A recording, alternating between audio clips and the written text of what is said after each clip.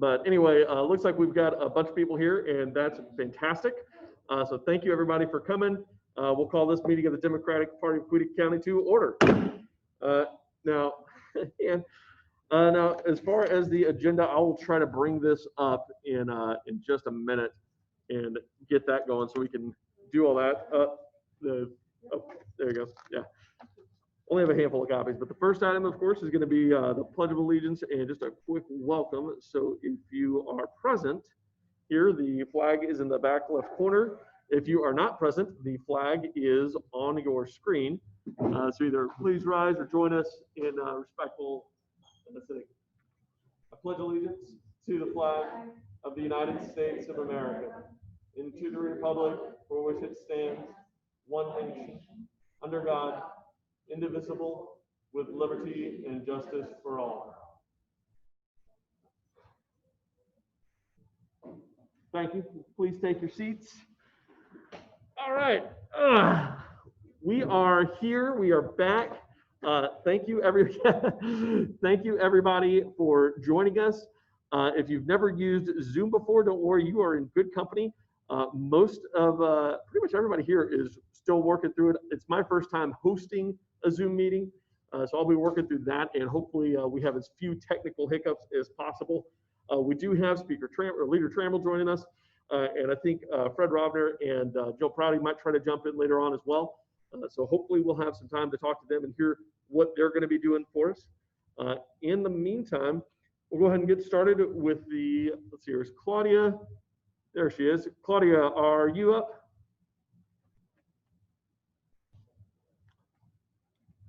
Claudia, can you hear us? No, she's unmuted. She's having a rough time, but all right. It's all right. We will pass over the secretary then for right now and go straight to the treasurer's report then. Bonnie, I'll just turn this over towards you. Okay.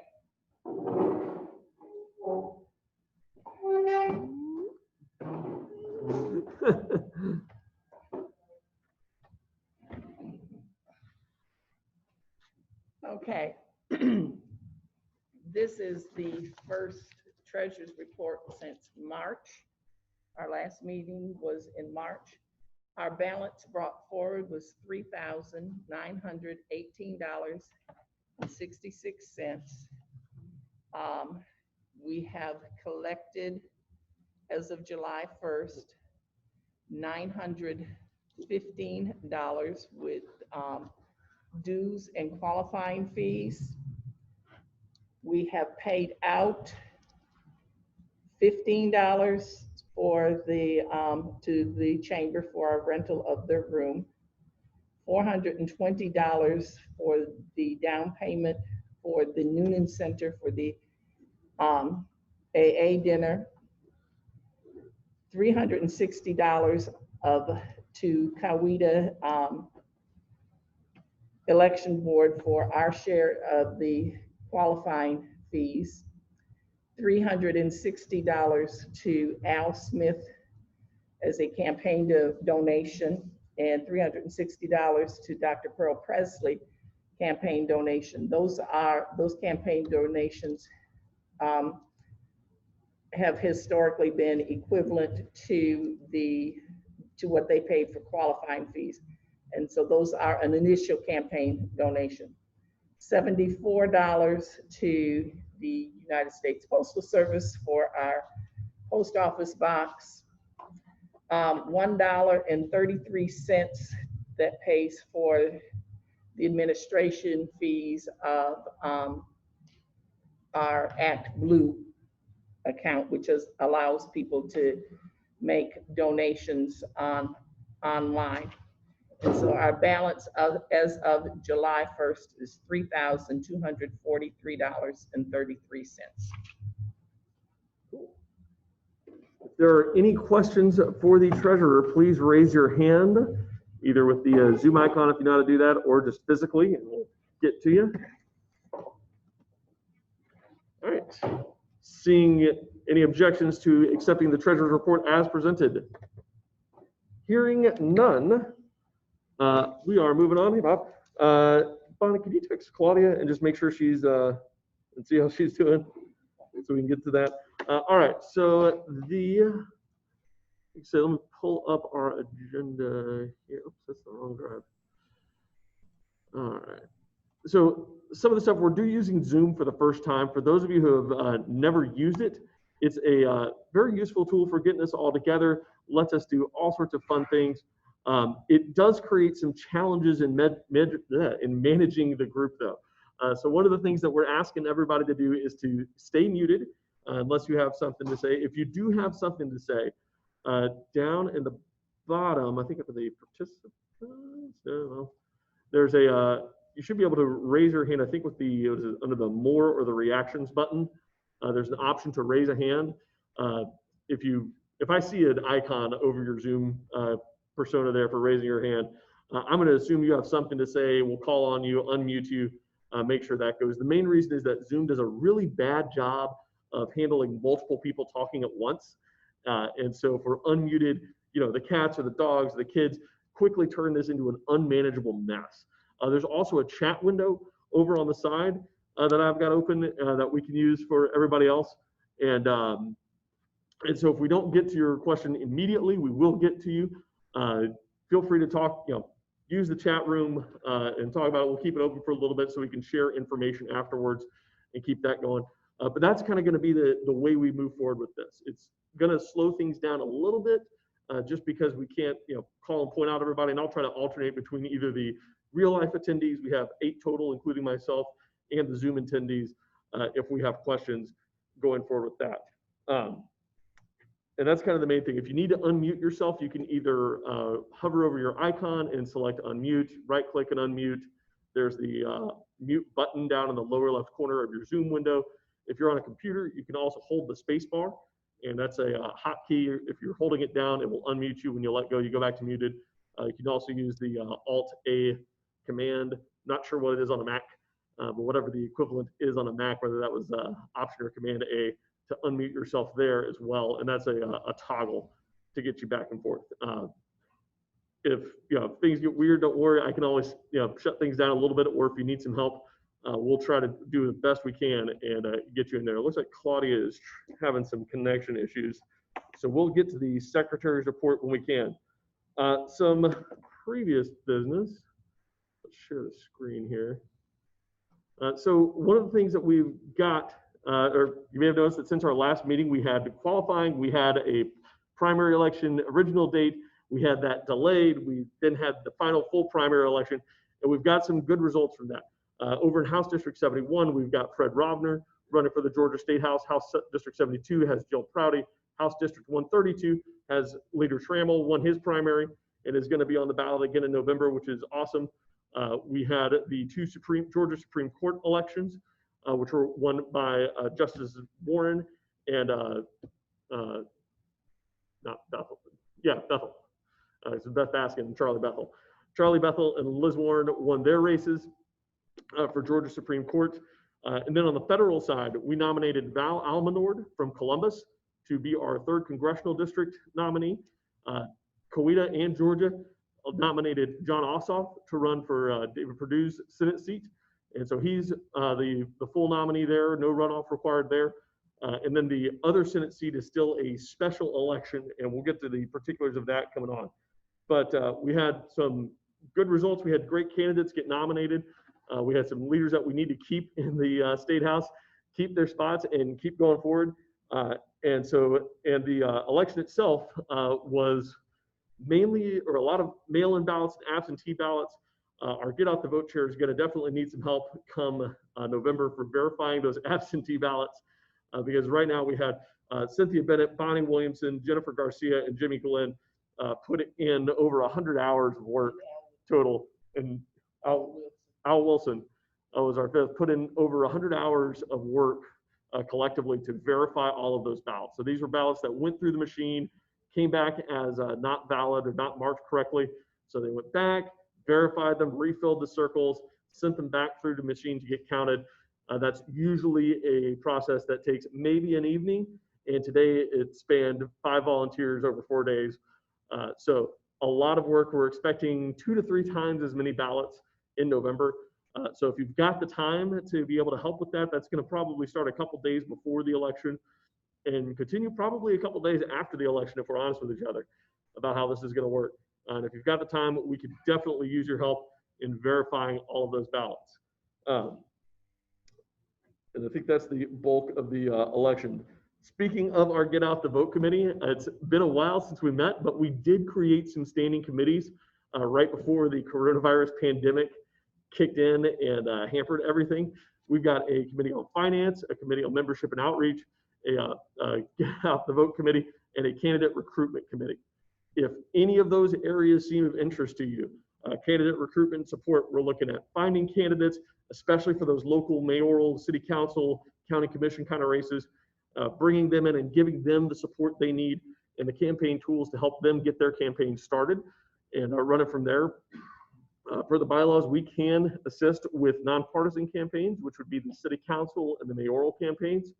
So don't let that stop you. If you want to help with that, Jennifer Garcia is our chair on that, and she'll get you in touch and get you going with that. For finance, Jimmy Glenn is our chair on that. These are basically a big catch-all for things that need money, and money is the lifeblood of politics. It's not just fundraising. It's going to be things like, hey, how do we ensure a long-term success? How do we do successful campaigns? How do we make sure we're spending our money in the right way? How do we get a sustainable infrastructure like a headquarters building like up in Fayetteville? All of those things that require a significant financial input are the purview of that finance committee. So they can work with the treasurer, make sure we've got the funding for it, provide it, and bring it on. If you have big projects you want to see brought to fruition, that is probably a very good place to start because most of those big projects are going to require some budgets and some donations and money to do that. And that's where the finance committee is going to come in. Membership and outreach. This is kind of our social media. We've had a couple people volunteer that have experience in this, which is great because I generally avoid Facebook like the plague. So we need someone else to do it. Tom Finnegan is our current chair on that. He's helping manage the Facebook page. We also have Instagram accounts, Twitter accounts, and this also encompasses the more social side of things, the less politics, more let's get together and play board games or have picnics or stuff like that. That's going to be your membership and outreach kind of things, or the community service projects. If that's something that you're interested in trying to set up and organize, get in touch with Tom Finnegan and start set things up through that membership and outreach committee. And then the last one is Get Out the Vote. This is kind of that core mission that we have of going out and winning elections. Cindy Pursley is our chair on that. She's a fire starter and great, and it's fantastic that we have her on board because this is a big job, and she's going to need all the help we can get. We've got all the basic, your normal things that you would think of, canvassing ideas, phone banking ideas, writing postcards, writing letters. You've also got line warming activities, handing out snacks and drinks and blankets on election day. You've got ballot verification. You've got voter registration, which is its own separate kind of issues and things we can't do on a partisan basis. If that's what you're interested in, that people focused, getting out there and making sure people get to the polls, get the people and elect the people we need to make this county a little bit better, that's kind of the committee for you. So again, we've got a Get Out the Vote. That's, hey, you want to go meet people and tell them to come vote. We've got finance. Hey, you want to work on the backside, get the money for all the projects that we want to do so that we can expand our reach and have more of a presence. Membership and outreach. This is more that social side, whether it's social media or in-person social events, and making sure that people are aware we're here and that they can come in. And then our candidate recruitment. And this is that hard part of finding all of those people that want to run for office but don't know how, and bringing them in so that we can get them to run and get them to be the candidates we need and make those changes we need. Some new stuff that's been going on. Our Atkinson Arnold Committee is currently being chaired by our first vice chair, Heather Gay. Excuse me. She is doing a great job with that. Despite the pandemic, we are still going forward. It's going to be October 1st. Leader Trammell, please mark your calendar if you can for October 1st. That's the goal right now. We're still planning for an in-person event at the Noonan Center like we've done before. We're working out with the caterer what kind of rules we're going to have, what kind of options we have for food and dinner and everything else. But it is going to be a good fundraising night, a good campaign night, and a good night to just be social with other Democrats heading into that election on October 1st. Our guest speaker is Dr. Rashad Ritchie. who has a radio show in Atlanta, and he has an amazing backstory, is a great dynamic speaker. I heard him in 2018 at Henry County's annual fundraiser that they were doing. He was their guest speaker. He gives a great talk. He brings a great presence, brings a lot of visibility. And if you haven't heard him before, he's a great guy to listen to, not just for ideas, but just for that motivation to get out there and do that last push. Because after the Atkinson-Arnold dinner, we've got about 30 days to go out and win this election. So he's a great speaker for that for us. Tickets right now, tickets right now are going to be $75 per person. And we're exploring how we want to do table sponsorships or business sponsorships. If you know someone that runs a business that would like to advertise and sponsor a table or be another level sponsor, get in touch with First Vice Chair Gay, and we'll make sure that we get them in there and get advertised. If you have friends, now's a good time to start bringing them in and start getting them excited. We've got time still to plan. Hopefully things can calm down. Hopefully people start wearing masks and we can actually do it. If not, we do have other options that we're considering, but right now we're still planning on going forward and having that nice big Atkinson-Arnold dinner, raising some money for these Democratic campaigns that we can support, and going out and building that excitement to win in November. Anybody's got questions on the Atkinson-Arnold dinner? Raise a hand, virtually or online or in real life. Norman? Yeah, what would be the cutoff date where either the state or somebody from the state or the county? So Norman Lundeen just asked what the cutoff date would be for state regulations or an executive order from the governor bringing in on whether we can hold this dinner. The reality is we don't know. The executive orders from the governor have typically come about 3 days before expiration. So we should be due for the next one Monday, Tuesday on the extension on the current orders. I can address what happened the first stage.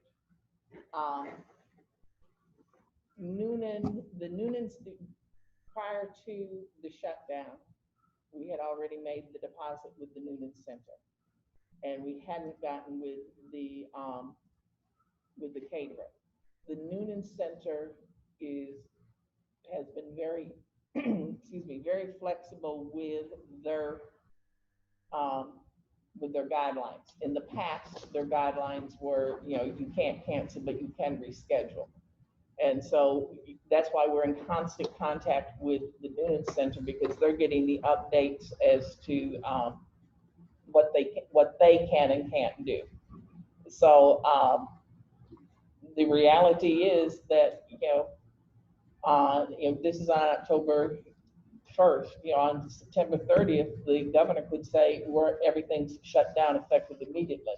And if that happens, then we will work with the Noonan Center and the caterer as far as what our financial liabilities are.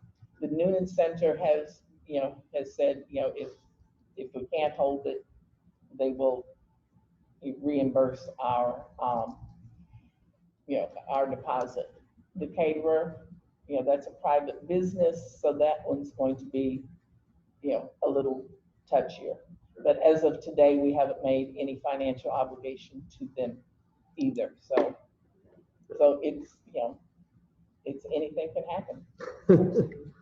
Yeah. Living, and as a Virgo, living in uncertainty is driving me personally crazy. Well, I thought that's what the answer was going to be, but I was just wondering if they had any. Yeah, and also with Dr. Rick, when we had to postpone in August, he was included in the decision as to what worked for us, because we didn't want it to be more than a month away from the election, what was available at the Noonan Center, and what fit his schedule. So that was, juggling those three balls and coming, to an agreement that October 1st was the best option that we had. All right, there we go. So yeah, so that's the update on the Atkinson-Arnold dinner.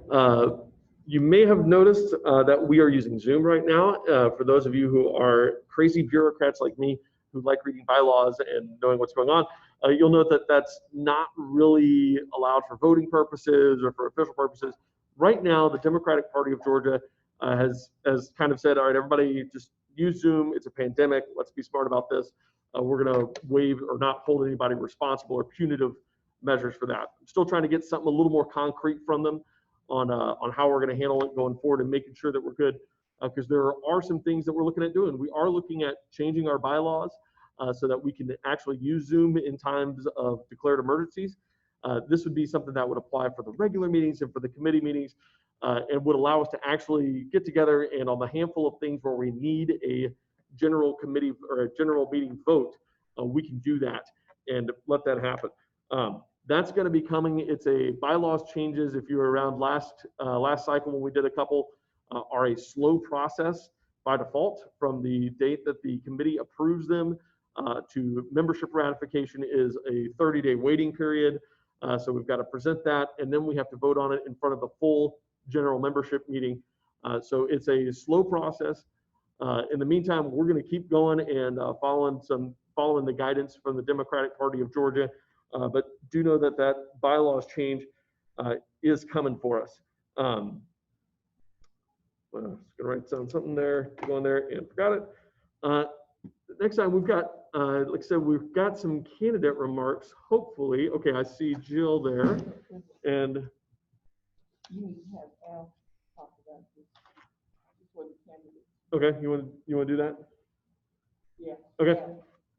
Al, could you come over near the microphone here and give us a update on your outreach projects? Can you hear me? We can.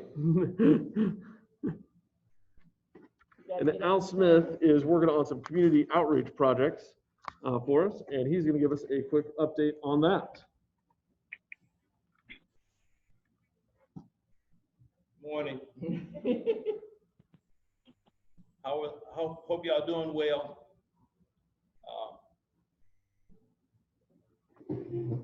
David Troutman came up with an idea to have a neighborhood nets initiative, which is designed to help the Democratic Party to shake hands figuratively with the Black community as regards to voting and making sure that the turnout this November is high. So in an effort to do that, we are collecting funds to carry basketball goal nets to the inner city and impoverished neighborhoods, to put the nets up for those that don't have them, engage the children as to what they like in school, what's their subject that they prefer, or even a teacher that they like, and present them with a basketball.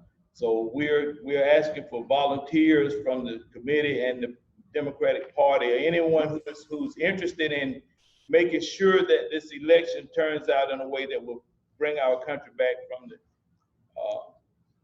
the throes of despair, to help us. David and I are targeting neighborhoods. We're also asking the local paper to announce where we're going to be, so that the public can come out. We want to engage the children so that we can eventually meet their parents and apprise them of what is required, may be required as we vote in November. It may be an entirely mail-in election. We don't know that, but we're trying to make a step, make sure we are covering all our bases, so that the turnout, in conjunction with all the other efforts that are going on in the state and the county and our cities, that we make sure that we come forth and take advantage of the momentum that is in the community right now, as far as getting a decent, reasonable person to be our commander-in-chief. And so, go ahead. Mention not only time and but need money. Oh yeah, so we're asking for donations. We're trying to kick this off the 1st of August, and there's a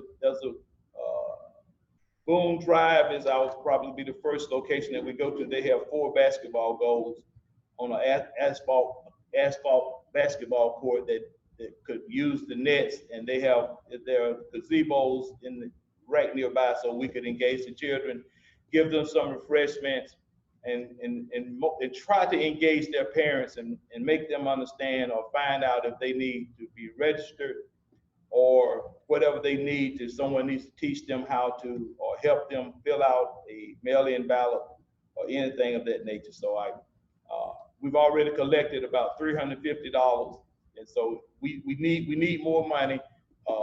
We want to have on shirts when we go into the community, and also have something to give to the children. So this is a cumulative effect that when we engage these children, some of them are in elementary school and some of them in high school, and see the freshmen in high school today are your voters for the next presidential election. So that's what we're trying to do. Tell them how to donate, How to give money. Okay, so if you like to donate and contribute to the cause, you can give me the funds or a check, or you actually can make it out to the CCDP, which is the Coweta County Democratic Party. But we would prefer that you just give the funds to me so that we can make them available in a quick manner, so we can purchase the nets and the basketballs. You mentioned an ActBlue account. Yes, We have one now? we do have one. Because, as you guys know, I've been making posts on Facebook. I can put this on Facebook. I've been helping Tom. Yeah. Hi, everybody. Cindy Pursley, get out the vote chair. So, let me get the link from you guys and Yeah. everything, and then the details from Al, and I'll create a post for our Facebook page. Yeah, and I'll have to see if we can either earmark it directly with Yeah. like a separate fundraising page, or if we can do it with comments on the donation itself. The details to be determined. Yeah. And it will be posted. So Yeah. Yeah, We'll get 'cause that when on. we do the tickets for the AA meeting online, we do that separate so that we know Right. it's Yeah. for, yeah. So Yeah, we just, Because whatever our otherwise, procedure needs to otherwise be for I'll that. see it and I'll go, oh, somebody donated Yeah. all this money. Hey, I'm with you, Bonnie. I'm a retired CPA, so I'm all into that. yeah, tell me what it's for. Yeah. I'm all into that. Okay. If I could, I'd like to thank Al and Dave for this great Mhm. initiative, because I think The idea. I would like to just also mention in my closing that Bonnie Williamson had an op-ed published today in the weekend Noonan Times Herald. With the help of my ghostwriter. And I also have an op-ed in today's paper, the $64,000 question. So please get a copy of this edition and see what the question is, and see why Bonnie was so outraged in her column. Amen.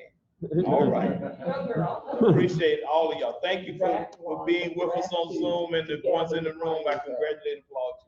Thank you, Al. David, you have a question? I'd like to say that this idea for the neighborhood nets was not something that arose in my brain. It came because when I'm out around talking to people, I talk about our efforts. We're trying to find ways to reach the people directly, one man to another. And so I was talking to this black fellow that I've met on the basketball court. And he said, well, y'all could go out and put these nets up in the neighborhoods. So I think it would be a good idea when you're out talking to people, talk to them about this, and maybe you'll get some ideas, but if nothing else, you will awaken their interest and make them a little bit more conscious of what's going on. Thank you. All right, here we go. All right. It's time for the fun part. We have some candidates coming. We are going to do this in district order. So I don't see Fred Rovner on here. Fred, if you're on here, unmute yourself and yell real loud or something so that we know you're there. Nothing. Okay, no problem. In that case, Jill Prouty is running for House District 72. Don't worry, you're still muted, Jill. No one can see you unless they look for you. But Whenever you are ready to give us an update on your race, go ahead and unmute yourself, and you've got the floor for yourself and questions. Okay.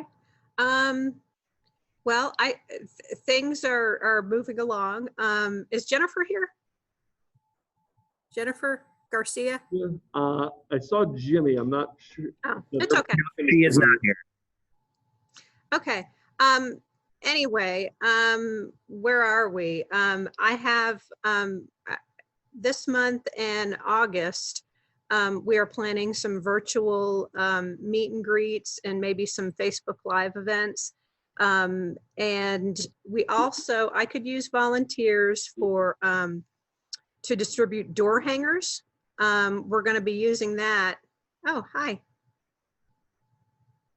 Can you still see me? Can you hear me? Yes? Yes. Okay. I'm looking for people in 71, especially people who are willing to distribute door hangers in neighborhoods, especially their own neighborhoods, or maybe the ones that are adjacent to them. Just because with the pandemic, we're probably not going to be doing that face-to-face door knocking unless something drastically changes.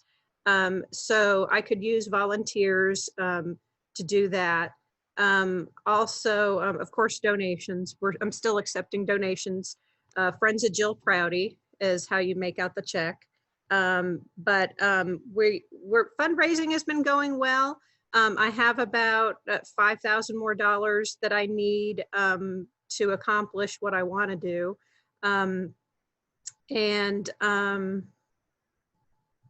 Let me think. That's probably about it. Anyone that would be willing to, oh, another thing I would like to mention, what would be very helpful, if anyone would be willing to help me pass on messages from my Facebook, my campaign Facebook page.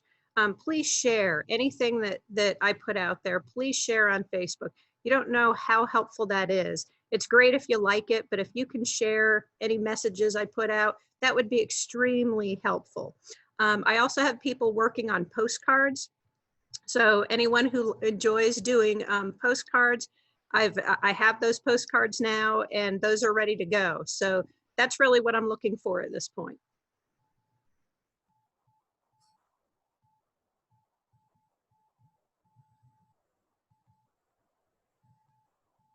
That's it. Sorry, thought I unmuted myself, did not.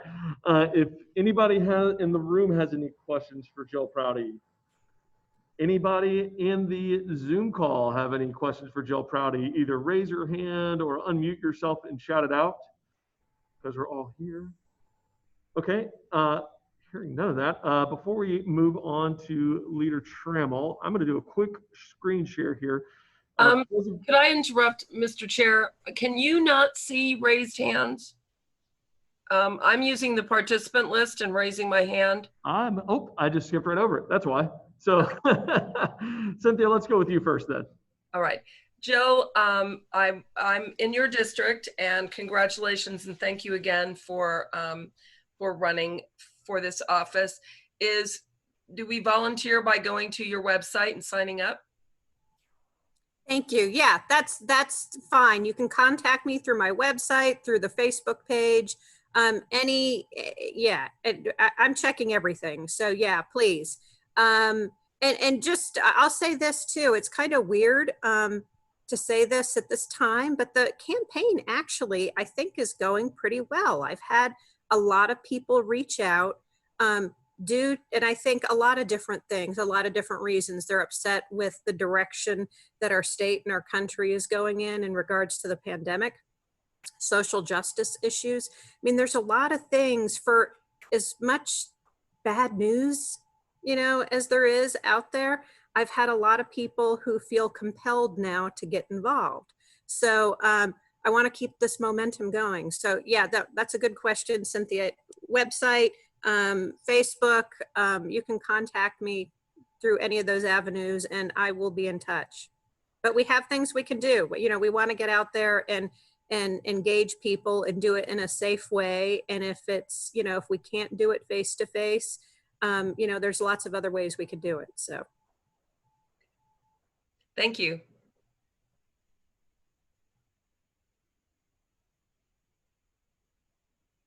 All right, and Cindy personally has a question for Jill. Yeah. Hey, Jill.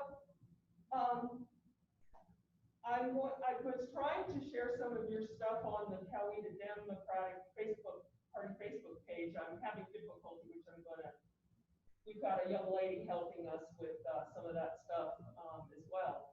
So once I get that figured out, I want to let you know, we'll start trying to share your stuff on the Facebook page. I just can't quite get it to work. Thank you, Cindy. From the Facebook page, so. Good. All right, let's put this all away. Just perfectly right in the way. Over the chair. I know, right? Yeah. It's, you know, first meeting things. Yeah, sorry about that, Cynthia. I completely forgot that the raise hand shows up as a blue icon, not as a yellow icon. So I was looking in the wrong spot of the screen. So we'll look back over everybody. I don't see any more hands raised online. I don't see any more hands raised in person. So the next person is going to be my favorite representative, because he's my representative, and also our Georgia State House Minority Leader, Leader Bob Trammell, who's hopefully going to give us a quick update on some of the successes we had before CCDP and the end of the legislative session, and then also a quick update on his campaign to continue as representing House District 132 and hopefully continuing to be the House Minority Leader for the Georgia State House. Leader Trammell, you've got the floor. Well, thanks so much, Mr. Chairman, and it's great to be with my friends today. Want to give you a quick summary about what happened in the legislative session, but I want to start by just reminding everybody that we're 115 days away from the general election. And when you backtrack and start talking about when voting starts, we're actually only 70 days away from the start of absentee voting. So we are really on it. And we're very excited about the prospects. We have a lot of opportunity in Georgia. So I want to just start by sharing that. Charlie Cook, who is an analyst, you may have seen him on television on NBC, Meet the Press. He's been doing political analysis for about 40 years. Recently, the Cook Political Report this week moved Georgia to the toss-up column in the presidential race. And I had a chance, I was on a call yesterday with Charlie Cook talking about where he was opining and talking about the election generally. And things are very, very good, both here in Georgia and nationally for the presidential race. But Georgia has a unique opportunity with 2 Senate seats that are open. We have the David Perdue seat, our candidate John Ossoff, that we're very excited about. And then we have the special election where Senator Kelly Loeffler is the appointed incumbent. And that election is also on the November ballot. And I had a question in the comments about that. And just so everybody, by way of refresher and remember about how that special election will work, there was no primary and will be no primary prior to that vote in November. So it's actually going to be a very unwieldy part of the ballot. I think there are about 20 candidates total who wound up qualifying for that election, that special election. And we have a couple of Democratic candidates who qualified. Full disclosure, I have endorsed Reverend Raphael Warnock's campaign for that race. I think he's running a great race. But all those races provide enormous national interest here in Georgia because of the Senate opportunities and because the presidential race is so in play here. And we have a number of opportunities for the State House, and we really have the chance to flip the State House from Republican control to Democratic control. Very excited about the primary results and the number of Democratic ballots that were pulled in some Republican incumbent seats. And I want to express my special thanks not only to the committee for doing such a great job in helping and supporting our candidates locally in the state house races, but in particular, thank Jill and Fred for stepping up and running great campaigns in seats that are here in our community and presenting the Democratic agenda and giving voters an opportunity to flip those seats and also understand that they have a real choice and that they don't have to simply just go along with what is increasingly an untenable situation both nationally and in our state. In terms of an update on General Assembly, it was a never-ending session. Of course, we started the session in January. We interrupted in around just before St. Patrick's Day because of COVID and suspended session for 3 months, and we resumed in the middle of June. You know, there are a number of things I could say in terms of a highlight of the session. We finally were able to successfully pass the state hate crimes law. And that hate crimes legislation removes us from a list of a handful of states that had not had a hate crimes bill. Of course, there are always things that come out of the legislative session that you would prefer. Didn't happen this year. The budget was obviously a big issue that in light of the economic slowdown about how we tackled and addressed that. And unfortunately, the way that the Republican governing majority sort of chose to take that on is rather than look for opportunities and revenue to minimize the impacts and minimize the cuts that are necessary, that budget is balanced on the backs of school children.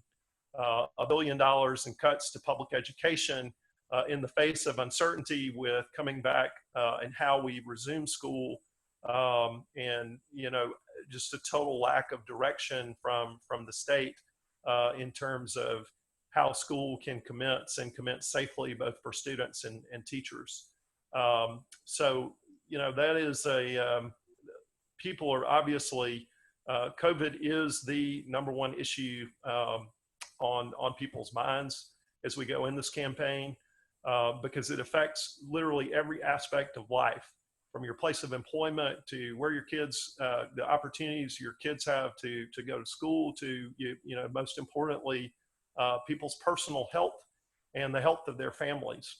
And unfortunately, the General Assembly in the resumed session did not do anything to protect Georgians. We didn't do anything. The governor is not doing anything to further protect Georgians. There's a very simple lift with that he could do, and he could just require the wearing of masks in public spaces, as about 30 other states have now done. And he has yet to do that, and has taken shots as of yesterday at the city of Atlanta and Mayor Bottoms in her effort to make sure that she's trying to keep residents and citizens safe by requiring masks and beginning to step back on some of the reopening. Very quickly, just to tell you on my race, and then happy to answer any questions. You know, Georgia is in play when a national Republican organization announced that it considers my race the #1 target in the country.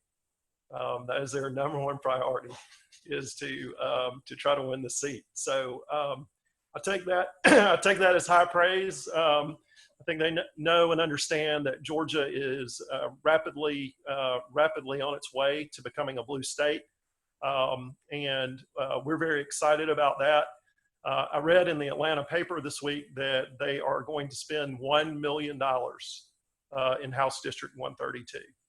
And can we send them a book of matches to, you know, get the fire started on how they burn that money? But what it does mean is that you know, there has been the negative attack ads started the day after the primary. They're doing them on TV. I was watching CNN at 10 o'clock last night. I saw 3 on the Don Lemon show. So they're in full swing.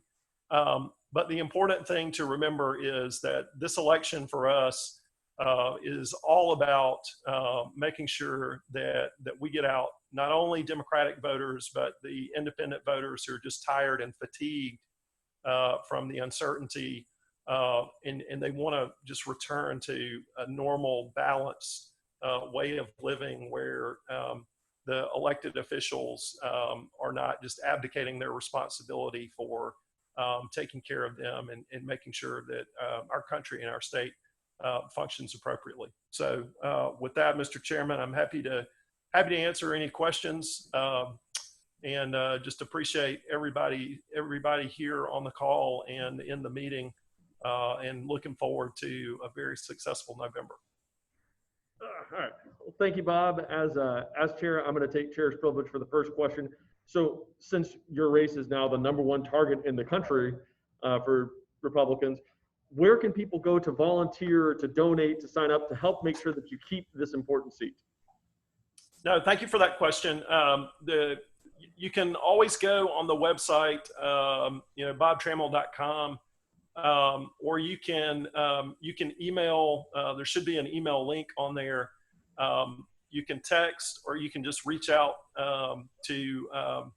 you can reach out through the party, and we're certainly glad to get you plugged in. I think the most important thing that we need to think about doing, and in the most important way that could be helped, is not just an individual way to help me, though it will help me, but that is to make sure that we're providing the mechanism for our voters to vote safely. And that really is going to be about voting by mail. The Secretary of State has indicated that he is not going to send out the absentee ballot application request forms again, like he did in the primary, which means that it will be left to either individual voters or the parties themselves to send out those requests in order to make sure that people are getting absentee ballots to vote. I don't want to scare people or be overly pessimistic about the scenario that could face us on November 3rd, but we are in the midst of a major uptick in the spread of COVID here in Georgia. And when you listen to epidemiologists about the fall, and you just understand the basic science of the virus, in all likelihood, the conditions that face us on November 3rd are going to be more challenging than the circumstances that faced us during the primary election itself.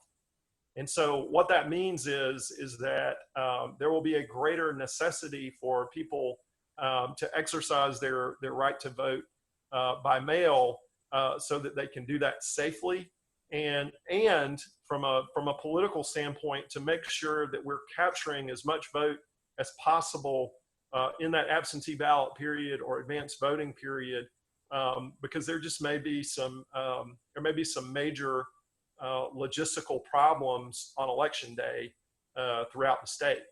And so in thinking about that and thinking about ways that we can go through and contact the voters that we know are great Democratic voters, it will help all candidates on the ballot, from the local races on up to the presidential candidate. And that's the #1 thing that we can do. And some of that is just talking to friends and neighbors that are Democrats, and making sure that that they've done this, because it's not the kind of scenario where you can wait until the day before the election, because that may be actually forcing voters to make a decision between casting their vote and protecting their health. And that's obviously not some place we want to be.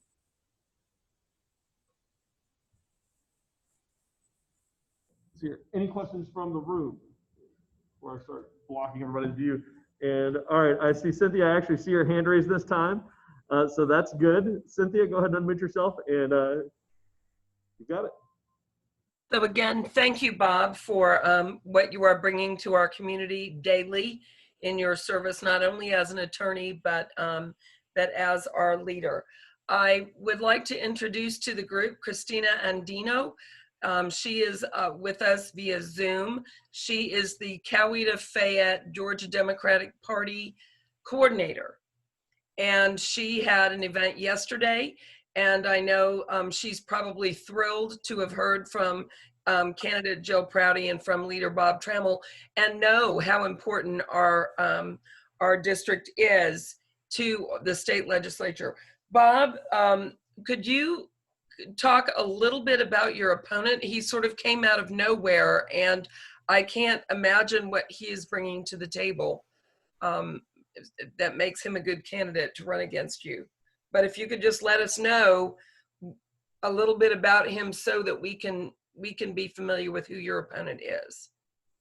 Yeah, no, thanks for that question. I honestly don't, his name is David Jenkins. I honestly don't know a lot. What I can say is that Mr. Jenkins got involved. He moved here to Meriwether County a few years ago and got involved in the Meriwether County Republican Party and was very active in that. With respect to, you know, I think in terms of the comparison and contrast, you know, I have both before my tenure as Democratic leader and certainly during my tenure as Democratic leader, I have not shied from the fights of standing up for Georgians on issues that in some cases make me a target for national Republican interests. I have been very outspoken and vocal about the need for Medicaid expansion in Georgia for us to join the 36 other states who've expanded. I've been very outspoken about the problems with voting here in Georgia and the fight for voting rights. Our caucus and I have been outspoken on the issues of common sense gun safety laws. And I've also been outspoken on the need for us to have better environmental policy in Georgia, in largely the session, the fight to force the cleanup of toxic coal ash. And so when you look at those, the difference in the governing majority that exists now and what a Democratic majority would look like is there's a lot of good policy that an overwhelming majority of Georgians support that we cannot get done because it's just blocked, and the present governing majority will not allow that legislation to come to the floor for a vote, and they will not, you know, and they don't support it in many instances. So that's really the contrast, you know, between it. I mean, you're getting a very there's a very substantive difference on the ballot, just like there is at the United States Senate level, the congressional level, and for President of the United States. If you think we're on the right track, you know, you're probably in the wrong meeting. So you know, it's time for us to move in a different direction, and I think that you know, this election is certainly going to open up that opportunity for us. All right. Are there any other questions? Cynthia, your hand is still raised. Do you mind if I put that down for you? All right, cool. Oops. Add to, actually, that's the wrong button. Can I say something? Absolutely. I would just like to echo what Bob said about talking not only to your Democratic friends, but your independents and maybe right-leaning, but not hard-right folks. I will say he's absolutely right about independence. Even when I was door knocking in the fall of 2019, the people who were the most thrilled to see me were the independents. And I assumed they were Democrats when they would jump up and down and they were so excited that I showed up at their door. And they informed me, no, they were independents who were tired, sick and tired of the age of Trump and Trumpism. So I think that those people are going to, not only are Democrats, but I think that those people are going to be critical, especially in my district. I'm going to need as many of those crossover votes as possible. So I think it's important that we reach out to some of our friends who might be, you can tell by talking to your friends and neighbors where they are on the political spectrum. But some of those people who maybe, they call themselves, let me think, fiscally conservative, socially liberal type folks, we need to be talking to them because I think that there's an enormous opportunity, especially considering the current climate we're in. So just to echo what Bob said, I think that it's important that we talk to those folks. That's all. Yeah, and Mr. Chairman, if I might say one other thing, and I appreciate very much the time, but the Republican playbook on their for what the general election will look like for all races, from president all the way down to the state house races, is a very, very divisive formula. What they intend to run on is the law and order. Democrats are for chaos and looting. Democrats are defunding the police, and it's just garbage. It's total garbage, and it comes from a place of not wanting to talk about the complete failure to deal with in any shape or form the COVID-19 crisis that we have in our country. We're handling it as poorly as anyone else in the world. The statistics are there. We literally have 134,000 Americans who have died during this time, and we're outpacing both in terms of the number of deaths and number of new cases and the lack of any response at the federal level of preparing for that. And so they are going to turn very hard into that divisive message. You can see it in the ads that they're running against state house candidates. You can see it in what they're doing against U.S. Senate. You can see it in the president's commercials. It's just not going to work. But it's something that, when we're having those conversations, we should not be afraid of calling that out for what it is and talking about, how ridiculous it is that they're trying to do that.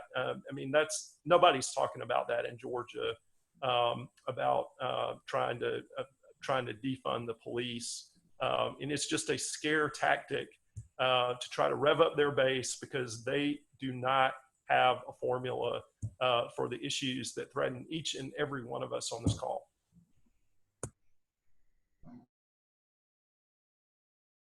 We've got a question from David Troutman. I would just like to add something that will maybe be a little bit light in the mood. It's all so dismal. I was talking to a friend of mine who was a Stone Age conservative and loves Trump. And he's from my church, and he's an older guy, and he's a good friend of mine. We talk politics sometimes.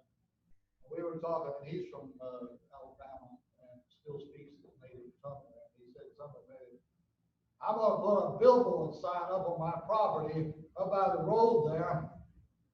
It's going to say, kill all the Democrats. And I said, is that all? He said, no. He says, no, it's going to be kill all the Democrats and fire ants. Oh, crap. So every time I see it, I said, I will contribute to that sign just for the sake of seeing it on the road there. All right. Any other questions, comments from the floor? No, cool. Where is that? All right. Yeah. Elsa, you got something? This is not for our wonderful representative, but we have bumper stickers, and I think we can arrange to have those ordered through Facebook or the webpage. But anyway, what are they? We have Medicare Choice. We have Protect Social Security. And we have Coweta Democrats. But we're also going to have one more in line with what Bob was saying. We're going to have a bumper sticker says vote, request ballot by, and I forgot what the date is. So if anybody wants these, we're suggesting a price of $3 to $5 for production and handling, and our wonderful Al Smith is producing them and has some ideas. So. Cool. All right. Try pulling front here for the remainder of this. All right, one more scan. Online, I don't see any hands raised. In person, I don't see any hands raised. Leader Trammell, thank you as always for joining us. Thank you for all the great work you've done, all the help you've given us, and for fighting for the people of not just Coweta and Meriwether and Troop, but all of Georgia in your position as House Minority Leader, and for doing that work we need on Medicaid expansion, and for bringing those changes we need to the people of Georgia so that we can make this place a little bit better. And it was a nice flow talking about the special campaign. One of the things that we do as a party, and our big mission really, is to support and elect those local candidates. Now, and a lot of times this turns into the most direct support goes to our county committee, city district county candidates, like Reverend Al Smith, who's running for County Commission District 5, and Dr. Pearl Presley, who's running for County Commissioner in District 4. We've donated to both of their campaigns to the tune of their filing fee. We've donated to Jill Prouty's campaign. We've donated to Fred Rovner's campaign, and we've donated to Bob Trammell's campaign. These contributions help a lot. They let them make mailers, they let them get websites, they let them get their message out. And without those resources, none of these candidates can, compete, much less win the races that they need. For those of you who don't know, Georgia is a little bit of a, well, not Georgia, Coweta County is a little bit of a red area. And so the work that we're doing, Jill, thank you for laughing at that. So the work we're doing here, it can seem daunting. If you look at the results from 2018, Stacey Abrams lost Coweta County by about 23,000 votes. Translating, that means to flip Coweta blue, we've got to convince about 12,000 Republicans to split ticket and vote for Democratic candidates to win races Coweta-wide.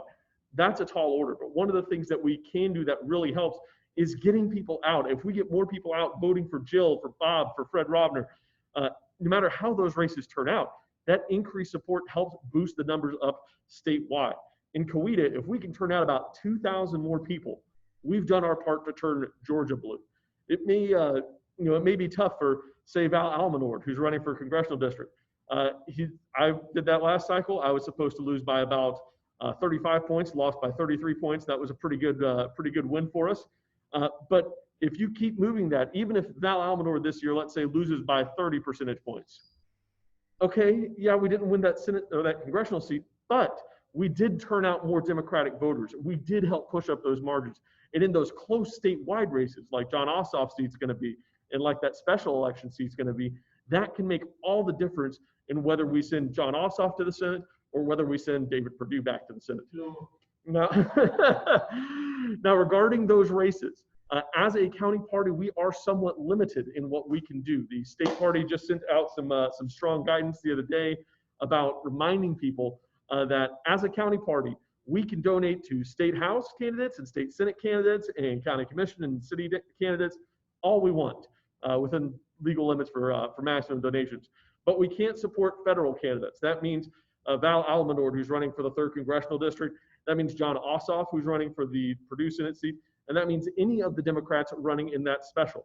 Compounding that special, our state and county rules prohibit us from endorsing or, so for instance, when we send out sample ballots, Bob Trammell's name will be filled in, Jill Prouty's name will be filled in, Fred Rovner's name will be filled in. We could fill in Joe Biden's circle. We can fill in John Ossoff's circle. But in that special election, because there are multiple Democrats running, the most we can do is kind of highlight, hey, here are all the Democrats, pick one. And we can't donate with them. We send out mailers. We've got to promote the Democratic Party, but we need to highlight our local candidates.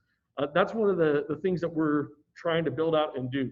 And this is helped by all of the efforts that you've seen going on. I've been chair for about 4 months now, and 3 of those have been in lockdown and under a pandemic.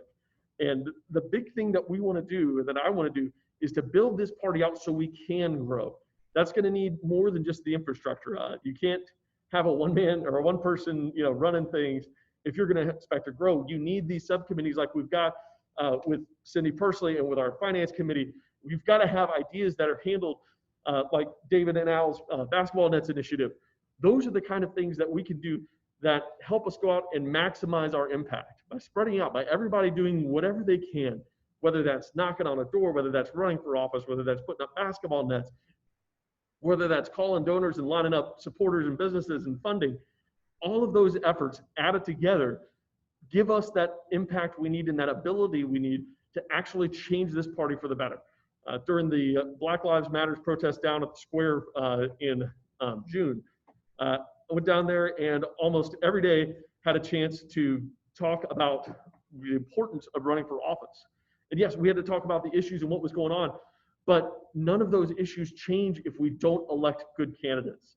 And that was the point I kept trying to make, is that we can talk about issues with policing at the Noonan level. That doesn't change unless you have city council members. We can talk about the racist statue at the courthouse square. That doesn't change if we don't have new county committee members who are dedicated to tearing that down and restoring justice and equality in this county. And that's really the big mission we have. The good news is we found a lot of people who really wanted to run for those local offices and got fired up. We're speaking to people who want to run for mayor in December on that off-scheduled election that is, shoved in a corner to try to minimize turnout. Those are elections that even in red areas, you can win because nobody shows up. If turnout in, let's say Jill Prouty's district, for example, looking at the numbers, it's kind of a steep climb. It's a tough road, and Jill knows this, and she is fighting as hard as she can. If, say, turnout in that race was 10% of what was expected, that is an extremely winnable race all of a sudden, because now you don't have to mobilize nearly as many people. You can send out a few thousand, and that can be the difference. That's the case with a lot of our local elections, our city councils, our mayors, our county commissioners. If we can turn out the people, if we can turn out Democrats, we can win those elections. And that's going to be something that hopefully we set those processes in place this cycle. We can see, learn from our get out the vote efforts this year, learn what works, learn what doesn't, and then push that hard for that 2021 December election for city council and for mayor. Because that's where we can really take those first big steps. And if we can win those races, we can start turning this little tiny red spot of Georgia, start turning it a little deeper blue. And once you do that, you start making those good changes, they stick. People tend to like democratic policies. They tend to not want to remove them once they get in place. So that's the big picture that we've all got to keep in mind when we're doing this. It's going to be hard looking forward and seeing, hey, there's so many signs we see. We have so many neighbors or church members who just think terrible things about us because we're Democrats. We just got to keep working and keep trying to make those changes. We change one person at a time. It's that slow process. But if we keep making that forward progress on it, we're going to turn Coweta, if not blue, we're going to turn it a lot less red. We're going to win some races that we shouldn't have won or that they think we shouldn't have won. We're going to be able to implement policy that actually helps everybody. And then from there, we can cement those gains and keep Democrats in office and start the process and turn Georgia blue and have that spread out to the rest of the counties. That's the big thing. That is the big picture we're going for. That's why we have all of these subcommittees, so that we can do the work, so that we can find it happen, so we can maximize our efforts, and so that we can, when people from around the state look around and go, hey, how are people doing this? What's going on? They can look at Coweta, see the example we're setting, and go, oh, that's the model we want to follow. That's how we need to emphasize all of our local races and give those candidates the ability to make this work. So that's what we've got. That's the end of our agenda. Actually, this Zoom conversation has been recorded the entire time. So thank you everybody for not using too many profanities. It makes the editing work a lot easier because we don't have to bleep nearly as many out. Bob, we'll try to get you a GIF of you announcing that you're the #1 target in the country, just so you can frame that on your wall and get that going, or for whatever other purposes you need for it. At that point, the floor is open. If anybody's got anything online or in person, raise up a hand.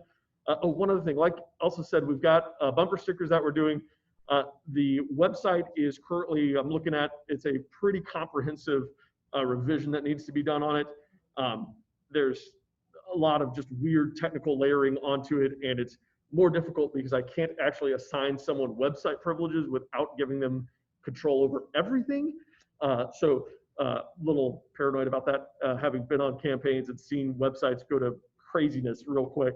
But we're working on bringing that up, having volunteer forms that go to a spreadsheet that we can reference, having candidate interest forms, having links to all of our candidates that are running so that we can get those direct donations, and hopefully having a storefront where we can sell those bumper stickers and whatever other items we get. Okay, for real, open floor. In the meantime, is there a telephone number that people can use to order our home? Not really. What about Facebook? Can they use it? Well, that would be a good question. Yes, we can probably do it on Facebook if I have. Yeah. Is the webpage down now? It's up. It's just bleh.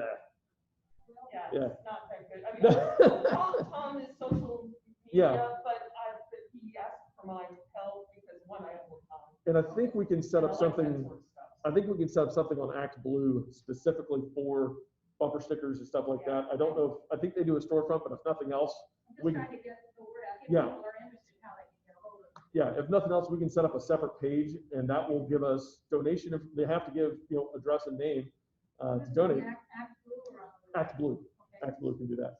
Al? What is the format for the committee meeting? Is it Monday?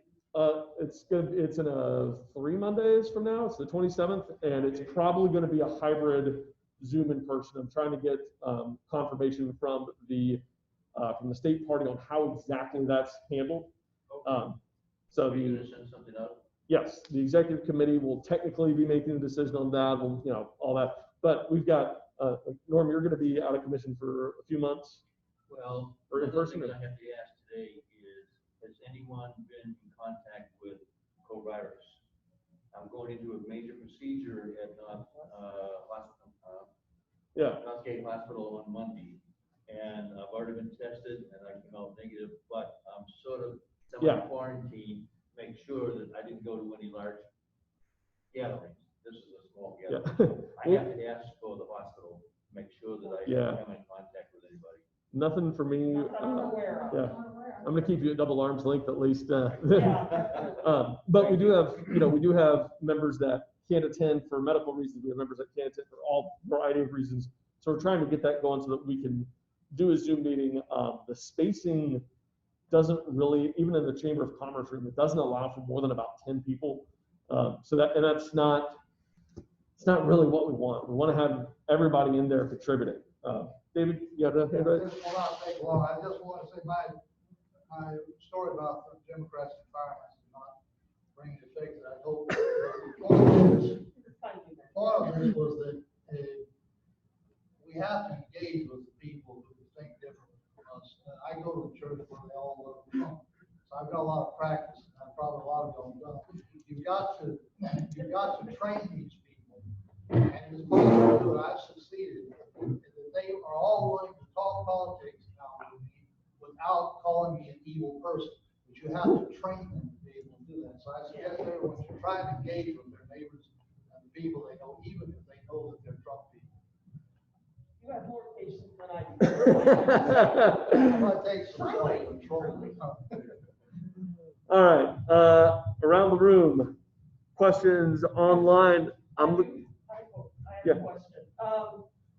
One thing that, and I'm just gonna pose it to the general group, but, what I found in 2018 when I was canvassing for you and for Stacy and stuff, were the door knockers. Mhm. Like Jill was talking about door knockers. Yeah. If we can, and I don't know, if we can get door knockers that start from Biden and go down to Al. Yeah.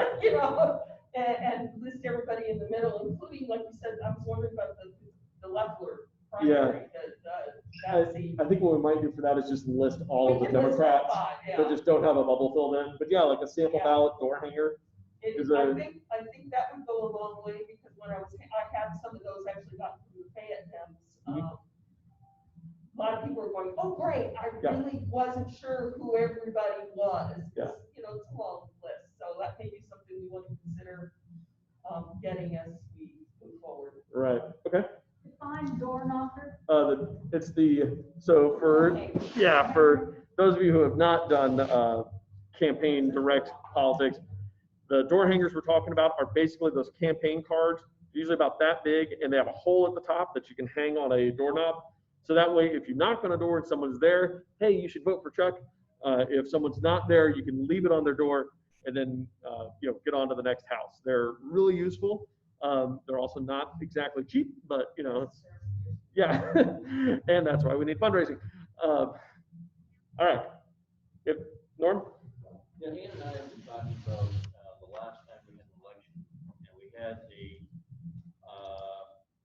let's say a watch party at our house. We thought about it this year, but with the virus, we're not sure where that's going to be and around November, first part of November. But we will offer it. We have a big house. We have 4 televisions set up. We have plenty of space to take a small group and spread it around. And it's a bearded dinosaur. so anyway, I didn't hear nobody second that. let's just put it on the table that if when we get closer to the election, if it appears possible to do it, we're offering it. Thank you. All right. Thank you to Norm for that. All right. One last look through here. All right. I think Claudia's got her hand raised. Claudia, if you can unmute yourself.